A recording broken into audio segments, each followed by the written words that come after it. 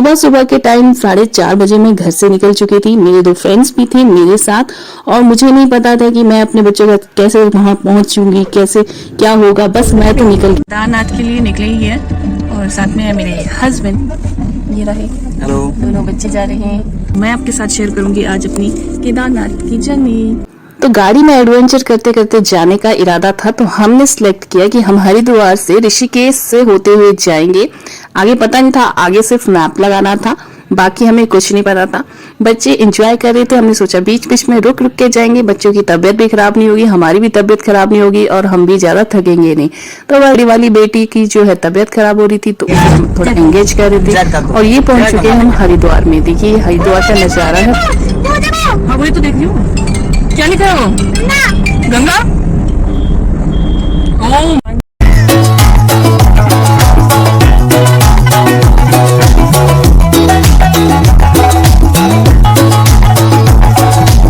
बच्चे तो एंजॉय कर रहे थे अपने रास्ते में और बेटी जो है उसे वॉमिटिंग की दिक्कत होती है, तो हम उसे एंगेज कर रहे थे कि वो किसी तरह से वॉमिटिंग ना करे। क्या है कि बच्चों को जब ले जाते हैं हम बाहर तो एक वॉमिटिंग की मेडिसिन आती है, वो लेते हैं तो उससे आपके बच्चों को वॉमिटिंग नहीं आती पूरे सफर में। तो वो तो मैंने दी नहीं थी, तो इसलिए उसे वॉमिटिंग करने का मन कर रहा था, लेकिन रास्ते में बहुत से केमिस्ट वाले मिल रहे थे तो हमने सोचा वहां से ले लेते, तो हमने ले ली थी उसके लिए, तो उसका मन काफी अच्छा हो गया था। बस आगे चल रहे थे हम, बच्चे एंजॉय कर रहे थे और रास्ते में रुक रुक के और भी ज्यादा एंजॉय कर रहे थे। उन्हें कहीं फाउंटेन्स नजर आ रहे थे, कहीं खेत नजर आ रहे थे, तो उनके लिए काफी नया था ये, एक तरह से उनके लिए एडवेंचर था। ये तो कुछ भी नहीं, आगे चल के आप दूसरे तीसरे चौथे पार्ट देखोगे मेरा। तो एक तरह से ये बच्चों के लिए एडवेंचर ट्रिप था और बहुत सारी चीजें थी बच्चों के लिए। तो अगर आप भी चाहो तो बच्चों के साथ जा सकते हैं एडवेंचर के लिए। और ये एक रोड था जिसमें से गाड़ी निकाली जा रही थी, तो बहुत अच्छी चीज थी और यहाँ पे बहुत मजा किया, बच्चों ने बहुत एंजॉय किया यहाँ पे।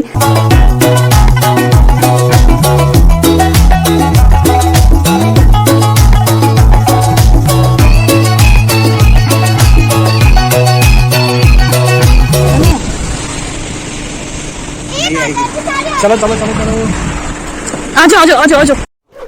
बस इतने एडवेंचर के बाद जैसे हम ऋषिकेश के बाद एंटर होने लगे तो एक कुटिया नाम करके जगह थी, वहां पे हमारी कोविड के चेकिंग हुई। वो हमें कह रहे थे कि आप टेस्ट करवा लीजिए, अगर आपके वैक्सीन का है तो आप वो दिखा दीजिए। तो हमने दिखाया और हम वहां से आगे चल दिए।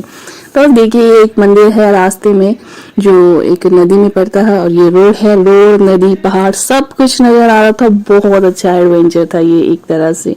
तो इतनी क्लोज से नजदीक से मैंने नदी को कभी भी नहीं देखा था, तो मुझे तो बहुत ही अच्छा लग रहा था। तो मैं ये अलग तरह से इसकी वीडियो इसलिए बना रही थी क्योंकि ये जो मंदिर है ये एक नदी में बना हुआ था और बस जहाँ पे संगम होता है उससे आगे निकल चुके थे हम। रास्ता भी अच्छा था, कुछ एक जगह पे रास्ता टूटा हुआ था क्योंकि पहाड़ है, तो बरसात के बाद जो है रास्ता टूट ही जाता है, लेकिन वहां भी कोई रुकावट नहीं हुई, हमें कहीं भी रुकना नहीं पड़ा। कंस्ट्रक्शन का काम साथ साथ चल रहा था। बेसिकली डाइवर्जन पॉइंट पे हैं, जहाँ पे एक रास्ता बद्रीनाथ के लिए जा रहा है और दूसरा रास्ता हमारा केदारनाथ के लिए जा रहा है। हम तो फाइनली हम अभी पूछ रहे हैं यहाँ पे कि हम प्रयागराज के लिए कहाँ से जाएं या हम केदारनाथ डायरेक्ट जाते हैं और केदारनाथ के रास्ते में कोई होटल या रात को रुकने की कोई हमें जगह मिले जहां हम अपनी गाड़ी भी सेफली पार्क कर सके।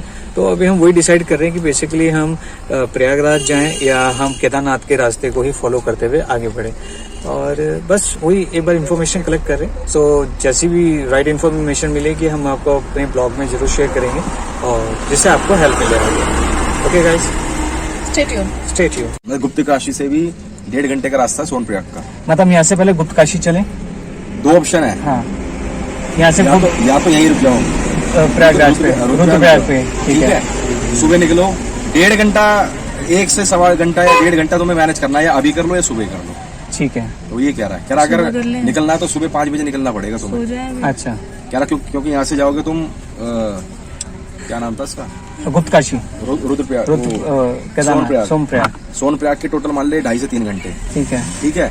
फिर वहाँ पे तुम्हारी गाड़ी पार्क हो जाएगी। गाड़ी पार्क होने के बाद फिर वहाँ से 5 किलोमीटर आगे जिप्सी जाएगी। ठीक है। फिर वहाँ से तुम्हारी चढ़ाई यात्रा शुरू होगी। मैं स्पेसफुल होगा ठीक है। तो या तो फिर खींचे रास्ता और 1.5 घंटा। बताओ। बच्चे नहीं, अगर थक गए हो तो नहीं फिर है, बिल्कुल जैसे नहीं। नहीं, मुझे कोई दिक्कत नहीं, अगर रुकना है तो रुक जाओ, मुझे कोई दिक्कत नहीं। अगर यहाँ रुकना है यहाँ रुक जाओ। तो फाइनली हम सब ने मिलकर डिसाइड किया कि रात होने वाली है तो क्यों ना हम गुप्तकाशी में ही स्टे कर दें। तो हम स्टे कर रहे थे गुप्तकाशी में। बीच में बहुत सुंदर सुंदर मार्केट आ रही थी और बहुत सी भीड़ भी थी। छोटी छोटी मार्केट थी लेकिन भीड़ बहुत ज्यादा थी और जल्द ही रात होने वाली थी। शाम तो हो ही गई थी, शाम के 6 बज गए थे और रात होने वाली थी। पहाड़ों में तो जब रात होती है तो डर तो लगता ही है, जंगली जानवरों का और ऐसे भी। और देखिए बादल भी थे, ऐसा लग रहा था कि बारिश ना हो जाए। तो हम पहुंच गए थे गुप्तकाशी और होटल ढूंढ रहे थे अपने लिए, क्योंकि होटल की बुकिंग जो हमने की नहीं थी। तो गुप्तकाशी में हमने अपने लिए होटल ढूंढा। आम आम आम आम यम आम यम मैं हमारी कार है, हमारी पार्टी हो रही है। पार्टी नहीं हो रही है अभी, है थक के कोई पार्टी नहीं होती आजकल। गाइस हम पहुंच गए हैं गुप्तकाशी और गुप्तकाशी में हमने रूम ले चुके हैं और बच्चे कुछ इस तरह से एंजॉय कर रहे हैं। क्योंकि ये हमारा रात रूम बहुत है। हो गई थी तो हमने डिसाइड किया कि हम यहाँ पे रात को स्टे करते हैं, क्योंकि हम सुबह से ट्रैवलिंग कर रहे हैं और बच्चे भी थक चुके थे। तो अब हम गुप्तकाशी में हैं, रात को हम यहीं स्टे करेंगे और बहुत अच्छा होटल है, अच्छी फैसिलिटी है। केदारनाथ होटल है ये। और अभी हम थोड़ी देर में फिर खाना खाने जाएंगे और बाकी की जर्नी हम कल दिखाएंगे। और यहाँ पे होटल जो है पहले ही एडवांस में बुक करने होते हैं, क्योंकि बाद में फिर बुक होते हैं तो आपको रूम ढूंढने में दिक्कत होती है। तो रूम्स भी काफ़ी अफोर्डेबल मिल जाते हैं अगर आप पहले से बुकिंग करके रखो या फिर यहाँ पे आके बुकिंग कर लो। तो बहुत ही हमने अफोर्डेबल प्राइसेस में ये रूम लिया है। अभी रूम देख सकते हैं। ये रूम कुछ इस तरह से है, क्लीन है। आप आओ तो आप भी यहाँ आके स्टे कर सकते हो। मैं आपको डिस्क्रिप्शन बॉक्स में डाल दूंगी यहाँ का नाम वगैरह और यहाँ का फ़ोन नंबर। हम सब तैयार हो चुके हैं और तो बस फाइनली सुबह हो गई है और हम सब तैयार हैं। देखिए जैसे ठंडा भी नहीं गया क्योंकि भूल गए थे। एंड सूरज की पहली किरण अगर आप देख सकते हैं तो उस साइड पे जो हिल है वहाँ से अभी सूरज निकल वैसे सूरज ऑलमोस्ट निकल चुका है, लेकिन वो अभी शाइन करने वाली है।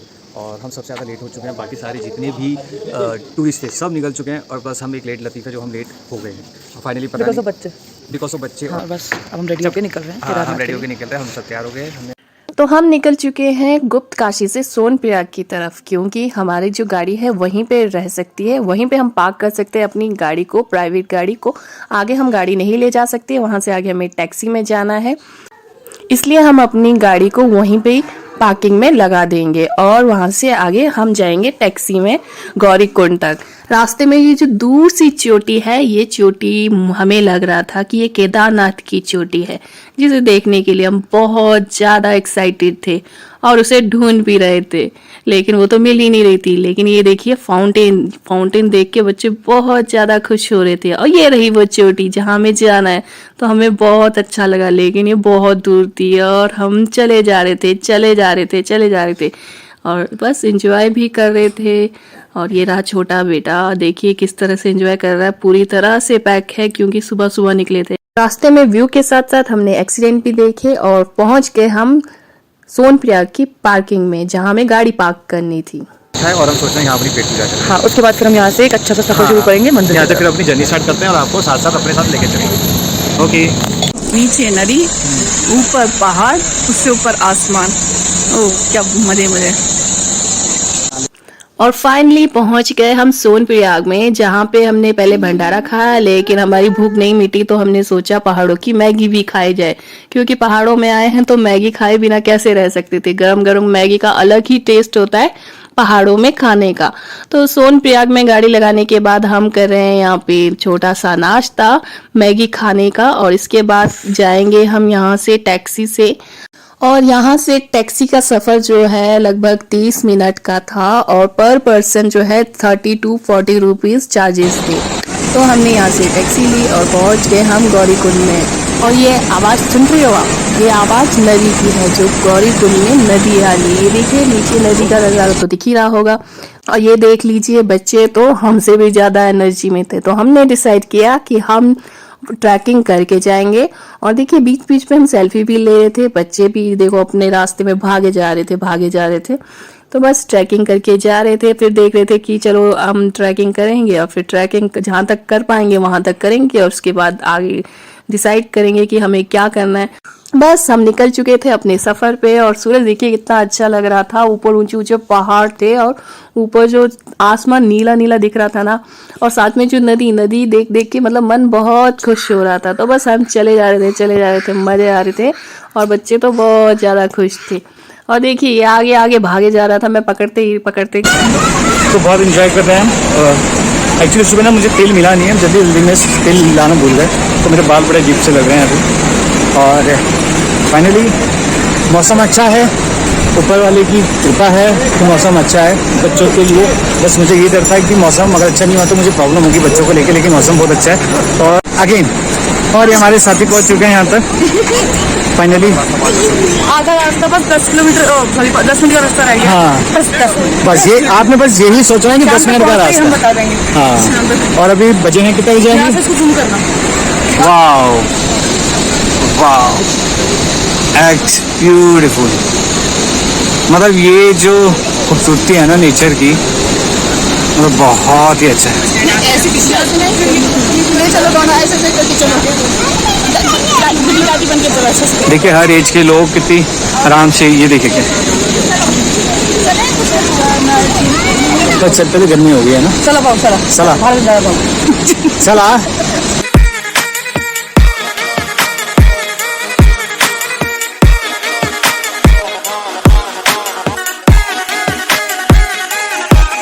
पिटाई भी हो जाएगी जो चलेगा नहीं, और साथ में अगर कोई चढ़ ही नहीं पाया तो उससे वो भी चल पड़ेगा, पता नहीं चल पड़ेगा।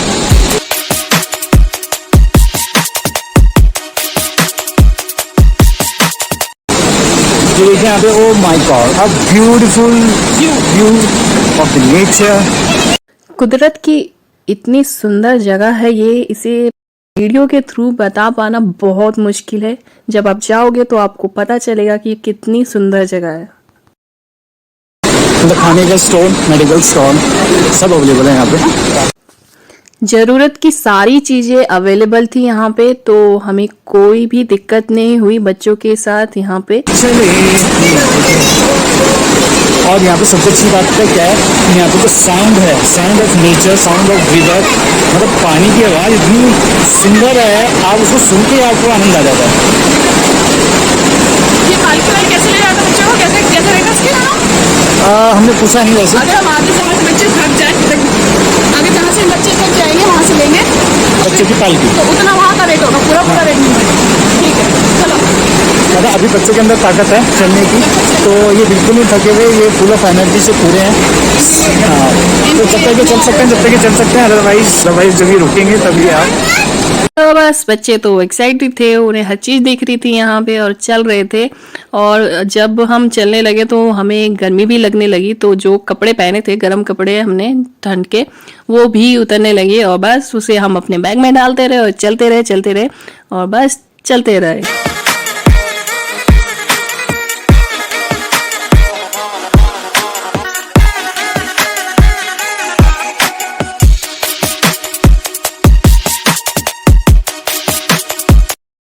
थोड़ा सा दूर चलते ही हमें दिखाई दिए घोड़ों के शेड, और वहाँ पे थे बहुत सारे घोड़े, जिसे देख के बच्चे तो एक्साइटेड हो गए थे और उस पे बैठने के लिए बोल रहे थे, लेकिन हमने वहाँ से घोड़े नहीं किए।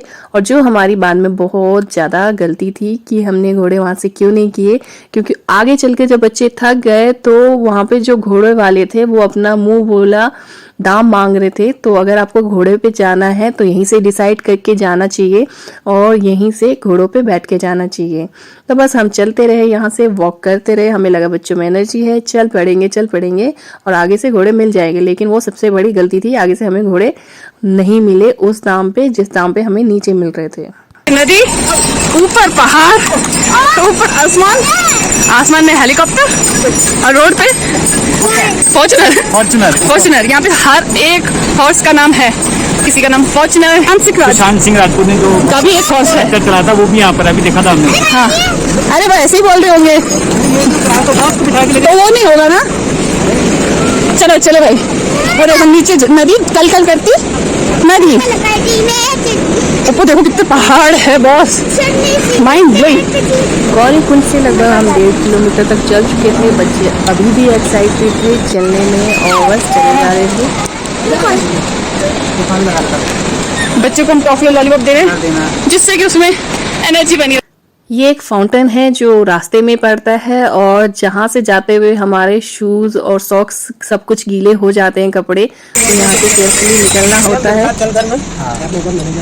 इनके घर में चूल्हा भी है, नानी के घर जैसा है। चूल्हा भी है और भी शक्ल मिल जाएगा।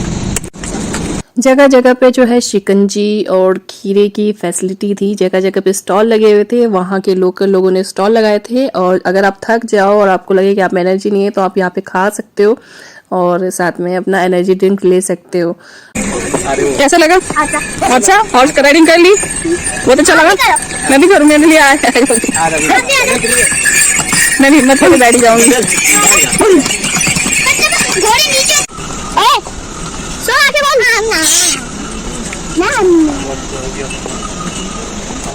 कृष्णा ऐसे नहीं भागो बेटा, ऐसे नहीं भागो। नीचे ना बहुत बड़ी खाई है, यहाँ पर आके थोड़ा बैठ के इससे शेल्टर सा बना हुआ है भैया ने। यहाँ पर आके खड़े होके देखो पानी पीना। कृष्णा इधर आओ बेटा, आंखें बंद करके नीचे। चलते चलते धूप इतनी ज़्यादा तेज हो गई थी कि हमने एक शेल्टर ढूंढा और वहीं बैठ गए और फिर डिसाइड किया कि चलो घोड़े पे चलते हैं।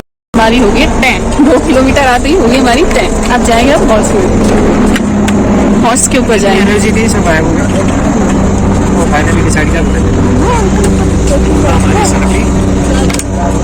चलो उसी से पूछ लेते वो क्या है, ठीक है? पूछे उससे। आपका नाम क्या है? अबे मेरा नाम हाथी है, ऐसे मैं घोड़ा हूँ। मुझे तो बहुत डर लगता है लेकिन मैं थक चुकी थी, बच्चे भी थक चुके थे, तो हमें जाना पड़ा घोड़ों पे बैठ के। फिर मन बनाया और बैठ ही गए। मुझे घोड़ों पे बैठने से डर लगता है तो फाइनली मैं बैठ गई डरते डरते। देखिए चढ़ाई कितनी है, मुझे तो डर लग रहा था कि अगर गिर गए तो नीचे खाई है ऊपर पहाड़ है। बस मुझे डर डर के मैं बैठे और जो मेरे साथ थे उनमें बिल्कुल भी डर नहीं था। और यहाँ के भैया जो थे साथ में घोड़े वाले भैया, वो आराम से चला रहे थे, बहुत कोऑपरेटली चला रहे थे। तो मैं मतलब जो कभी भी बैठती नहीं थी वो इतने दूर के सफ़र में बैठ गई फर्स्ट टाइम। तो काफ़ी अच्छा सफ़र रहा मेरा घोड़ों पे बैठने का, वो भी इतने दूर तक जाने तक का। क्या नाम है भैया आपका? नाम क्या है आपका? आपका दिमाला। क्या हुआ? चलते चलते जो घोड़े वाले भैया थे वो लोकल थे तो वहाँ के बारे में बातें बता रहे थे। वो उनका तो रोज का सफर था वहाँ का, तो वो वहाँ के बारे में बातें बता रहे थे और मैं भी कहाँ चुप रहने वाली थी, मैं भी उनके साथ बातें करे जा रही थी क्योंकि अगर बातें करते रहो तो सफ़र अच्छा कटता है। तो मैं कर रही थी उनसे बातें और वहाँ के बारे में बातें पूछे जा रही थी। तो बहुत अच्छे से एक्सप्लेन कर रहे थे, बहुत सारी चीज़ें बताई उन्होंने मुझे वहाँ के बारे में। और बस चलते चलते सफ़र भी हो गया और बातें भी हो गई और बातें करते करते डर भी कम लगा। और बस ऊपर जैसे जैसे जा रहे थे पहुंच रहे थे, हमें ये था कि जो आरती होती है हम वो आरती देखें, तो बस उसके लिए हम चले जा रहे थे और एक्साइटमेंट बहुत ज़्यादा थी। लेकिन ऊपर जो था बस पहाड़ थे और बादल बादल नज़र आ रहे थे, मौसम ठंडा हो रहा था। जो कपड़े हमने उतारे थे वो कपड़े हम पहनने लग गए थे क्योंकि ठंड जो है बढ़ती ही जा रही थी। और बस ऊंचे ऊंचे पहाड़ देख के डर भी लग रहा था और नीचे खाई देख के तो और भी ज़्यादा डर लग रहा था। लेकिन एक्साइटमेंट के कारण जो है वो सब कुछ सारा डर खत्म हो रहा था।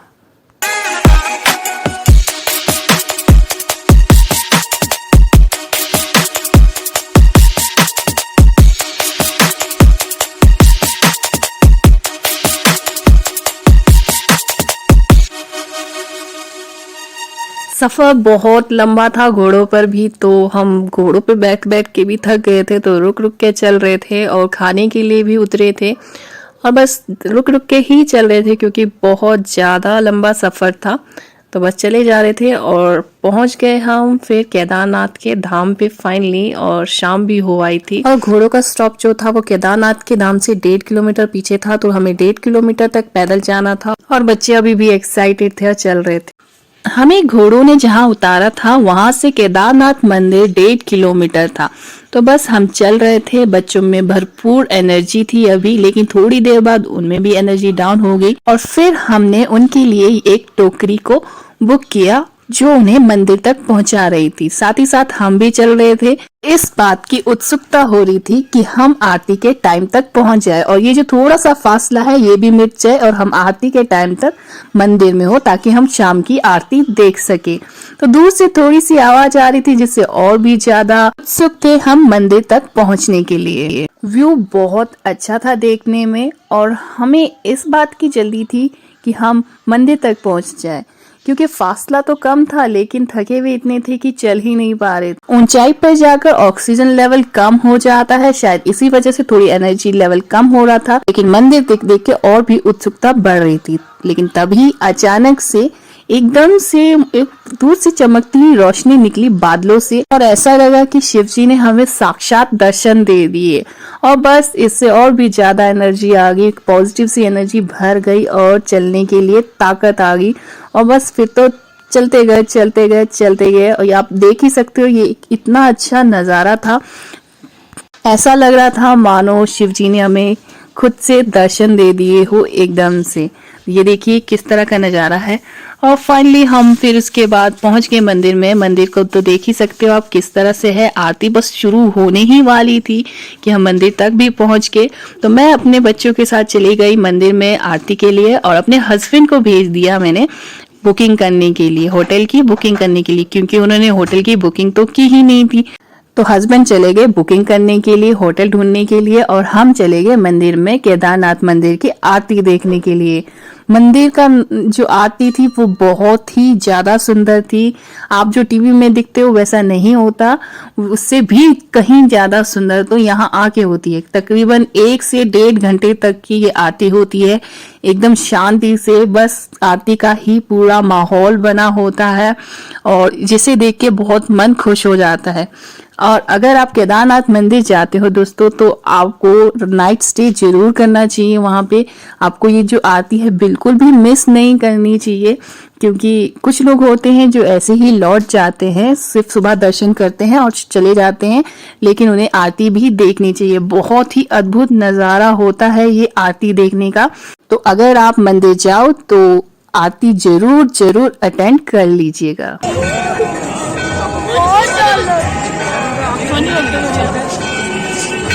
आज रुक जाओ, वेट करो, बस खत्म होने वाली।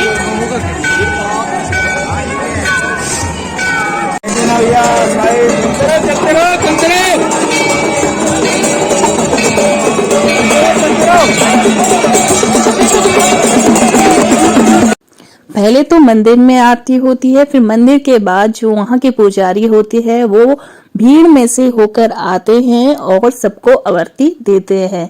आप देख ही सकते हो वो किस तरह से आए हैं और किस तरह से वो आरती देकर जा रहे हैं।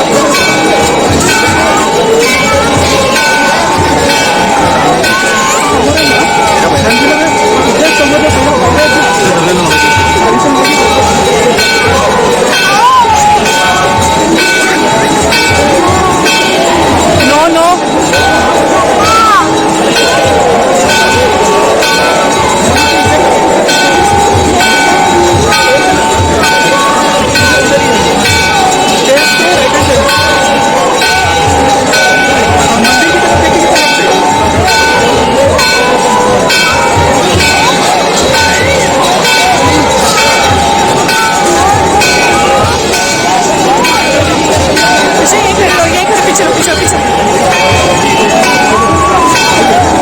चलो पीछे।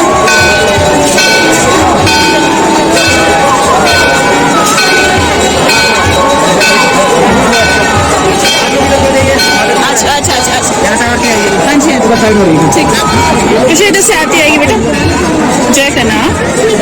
इधर इधर इधर आ जाओ, आ जाओ इधर।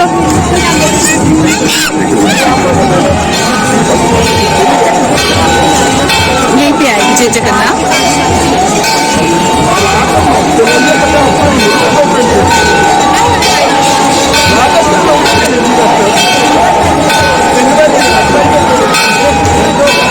हाथ पकड़ो एक दूसरे के, मम्मा हाथ पकड़ो। जय जय आएगी, जय जय कर लेना। Okay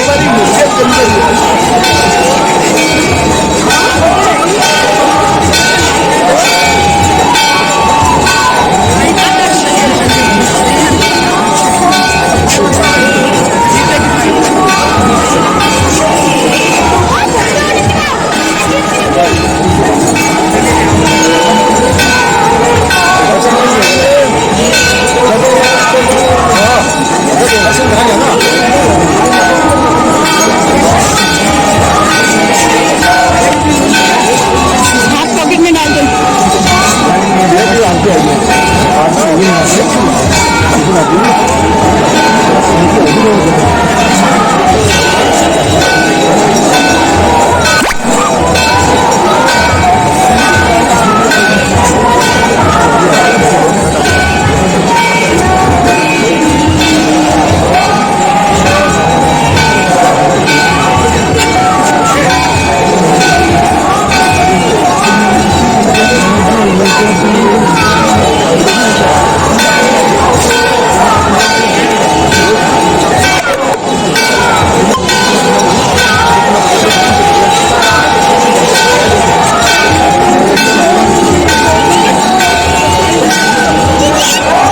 doggy doggy doggy doggy है वो।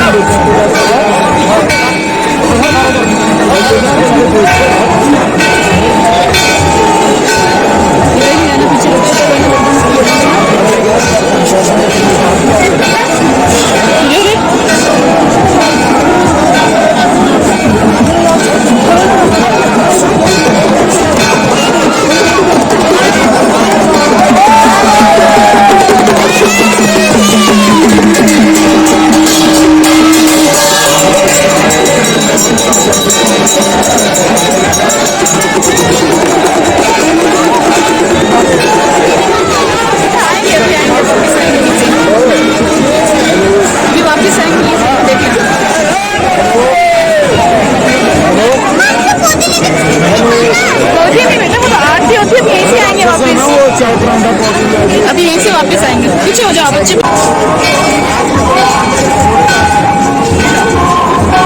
इधर ही रहो बेटा, पीछे रहो, यहीं रहो, यहीं खड़े रहो।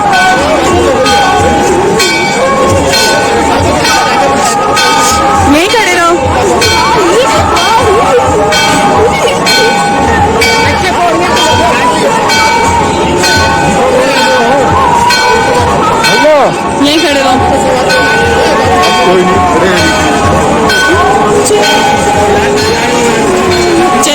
আছে।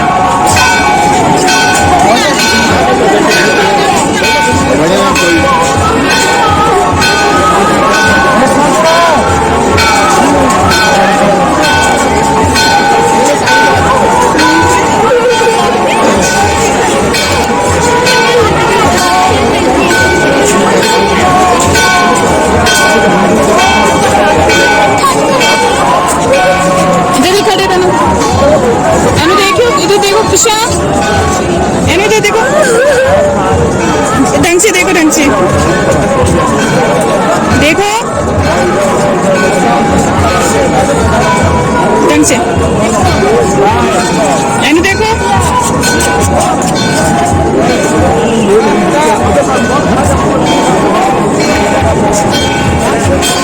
दीदी को देखो, कहा है तो आगे नहीं जाओ बेटा, आगे भीड़ है, यहीं खड़े रहो, आगे भीड़ है ना। एनु इधर आ जाओ, यहीं खड़े रहेंगे। Krishna very bad.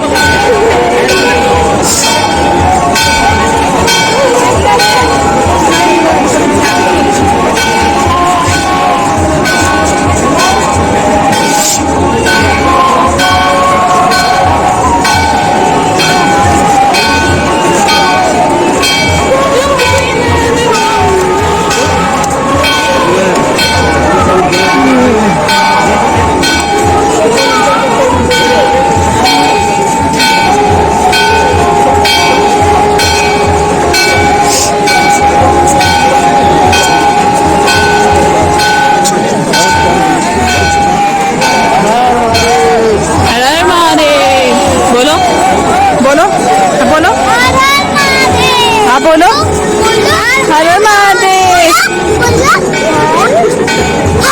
अच्छा, हर महादेव। चलो। और ये थी मंदिर की आरती जिसे आपने देखा, और मुझे विश्वास नहीं हो रहा था कि मैं केदारनाथ के मंदिर में खड़ी हूँ और यहाँ तक मैं पहुँच पाई हूँ।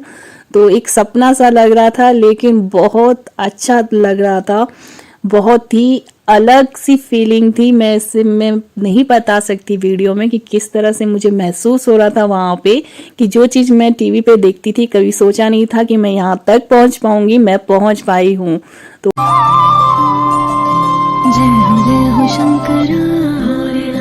तो दोस्तों, रात की आरती के बाद मन बहुत ज़्यादा खुश था, और सुबह जब आँख खुली तो नज़ारा कुछ इस तरह था। रात को कब नींद आ गई हमें पता ही नहीं चला। सुबह तकरीबन 5 बजे मेरी आँख खुली तो मैंने पाया साथ में ही एक नदी बह रही है, और नदी की शांति से मन को बहुत सुकून मिला। सुबह जो रोशनी है सूरज की, वो हल्की हल्की पहाड़ों पे पड़ रही है। मतलब वहाँ की जो सुंदरता है वो मेरे रोम रोम में बस गई। जैसे जैसे दिन बढ़ने लगा वैसे वैसे मंदिर की लाइन भी बढ़ने लग गई, और फिर हमने डिसाइड किया कि हम मंदिर की लाइन में खड़े हो जाते हैं दर्शन करने के लिए। तो हम लाइन में खड़े हो गए, और फिर जो वहाँ पे खड़े होकर अलग ही नज़ारा था, मतलब अलग ही सुंदरता बढ़ती जा रही थी केदारनाथ की, और इंतजार कर रहे थे अपने केदारनाथ बाबा के दर्शन के। तो फिर क्या था, साथ ही साथ हमने अपनी फ़ोटोज़ लेनी शुरू कर दी और सेल्फीज़ लेनी शुरू कर दी, और साथ ही साथ जो वहाँ के लोग थे उनसे केदारनाथ बाबा के बारे में और जानना शुरू कर दिया। वहाँ के पंडित लोग इस बारे में बहुत अच्छे से बता रहे थे, जो सुनकर और जानकर बहुत अच्छा लगा। लाइन में खड़े खड़े वहाँ की सुंदरता हमें अपनी तरफ को आकर्षित कर रही थी, और मंदिर में एक अलग ही पॉजिटिविटी थी, जिससे कि मन बहुत ज़्यादा खुश था। शिव शंकरा हे शिवाय शंकरा, तेरे जाप के बिना भोलेनाथ शंकरा, चले ये सांस किस तरह हे शिवाय शंकरा, मेरा कर्म तो ही जाने, क्या बुरा है क्या भला, मन में शंकरा भोलेनाथ शंकरा। हर तरह के लोग वहाँ हमें देखने के लिए मिले। कई बुजुर्ग थे, कई बच्चे थे, और कई ऐसे यंग जनरेशन थी। तो मतलब एक अलग तरह का ही कनेक्शन था उनका, हम सब का एक भगवान से, जो हमें यहाँ तक खींच के ले आया। और अब वो समय आ गया था जब हम दर्शन करने के लिए जा रहे थे, और हमने चुपके से अपना कैमरा ऑन कर लिया ताकि हम बाबा के दर्शन अपने बुजुर्गों को और आप सभी को करा सकते। तेरे जाप के बिना मंदिर में प्रवेश करते ही एक अलग सी ऊर्जा प्राप्त हुई और एक अलग सा ही देखने को मिला हमें अपने अंदर। मंदिर बहुत पुराना था, देखकर लग ही रहा था। तो ये रहे हमारे बाबा, आप भी दर्शन कर लीजिए। जय हो शंकरा भोलेनाथ शंकरा आदिदेव शंकरा हे शिवा। बाबा के दर्शन करने के बाद मन में एक शांति और एक सुकून था। बाबा के दर्शन करने के बाद अब वक्त था वापस घर आने का। मन तो कर रहा था कि यहीं पे रुक जाऊं और यहीं रह जाऊं। बच्चे भी बहुत ज्यादा खुश थे और इनमें भी एक अलग ही ऊर्जा थी और ये देखिए किस तरह से एंजॉय कर रहे थे। तो हमने सोचा कि हम वापस कैसे जाएंगे, क्योंकि हम आए तो घोड़े पे थे लेकिन घोड़े पे नीचे जाना पॉसिबल नहीं था, क्योंकि वो इतने फास्ट चलते हैं कि हम बहुत ज़्यादा डर जाते हैं और बच्चे भी बहुत ज़्यादा डर जाते। तो हमने डिसाइड किया कि हम हेलीकॉप्टर से जाएंगे, क्योंकि उतने ही चार्जेस हमें पड़ जाते हैं हेलीकॉप्टर से भी और वैसे भी। तो हम बैठे हैं यहाँ पे हेलीकॉप्टर के इंतज़ार में, क्योंकि हमने कोई बुकिंग तो की नहीं थी, तो हम बुकिंग ही कर रहे थे और यहाँ पे एक दिन पहले बुकिंग करना ज़रूरी होता है। तो हमें कोई बुकिंग नहीं मिली और हम शाम तक वहीं रहे और फाइनली हमने डिसाइड किया कि हम फिर से यहाँ पे एक रात फिर से गुजारेंगे। और हमने अगले दिन की बुकिंग की और सुबह सुबह सबसे पहले हेलीकॉप्टर में हम आ गए थे वापस नीचे तक, सोनप्रयाग तक। और देखिए ये है कुछ हेलीकॉप्टर का एक्सपीरियंस बच्चों के साथ। तो अगर आप चाहो तो आप हेलीकॉप्टर से भी जा सकते हो, क्योंकि हेलीकॉप्टर में कोई भी दिक्कत नहीं होती है। हेलीकॉप्टर किस तरह से पहाड़ों के बीच से निकलता है ये हमने देखने को मिला और ये एक अलग ही तरह का एक्सपीरियंस था हम बड़ों के लिए, लेकिन बच्चों के लिए भी बहुत अच्छा एक्सपीरियंस रहा। और जब मैंने अपनी बड़ी बेटी कृषा से पूछा कि आपको बैठ के कैसा लगा, तो उसने कहा मम्मा ऐसा लगा जैसे चिड़िया उड़ के नीचे आई।